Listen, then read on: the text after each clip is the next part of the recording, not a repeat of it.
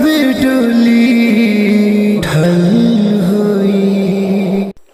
भाई लोग नमस्कार, आप लोग कैसे हैं? आशा करता हूँ आप सब बहुत ही अच्छे होंगे। जी हाँ दोस्तों, आप सभी को बता दूं कि आपके चाहता singer global star Khesari Lal Yadav ji का बहुत ही हाल का गाना आप सभी के बीच में कल सुबह रिलीज होने जा रहा है। जी हाँ दोस्तों, जिस गाने का नाम है अब बता दा हमार का होई। जी हाँ दोस्तों, अब बता दा हमार का होई बहुत ही हाल का गाना है। जी हाँ दोस्तों, आप सभी बता दूं कि नंबर 1 ट्रेंडिंग में चलने वाला ये गाना है। जी हाँ दोस्तों, आप सभी के बीच में सुपर म्यूजिक भोजपुरी पे सुपर म्यूजिक भोजपुरी पे आप सभी के बीच में ये गाना रिलीज होने वाला है। एकदम न्यू चैनल से खेसारी लाल यादव जी का ये सैड सॉन्ग आने वाला है। जी हाँ दोस्तों, बहुत ही हाल का गाना है। जी हाँ दोस्तों, आप सभी बता दूं कि इस सॉन्ग को गाए हैं आपके चाहता singer global star Khesari Lal Yadav ji, और म्यूजिक से गए हैं आर्या शर्मा और गीत लेके पवन पांडे। जी हाँ दोस्तों, आप सभी के बीच में कल सुबह एकदम super music Bhojpuri YouTube channel के माध्यम से इस सॉन्ग को रिलीज किया जाएगा। एकदम न्यू चैनल है। जी हाँ दोस्तों, न्यू चैनल क्रिएट किया गया, इस पर खेसारी लाल यादव जी का गाना कल सुबह में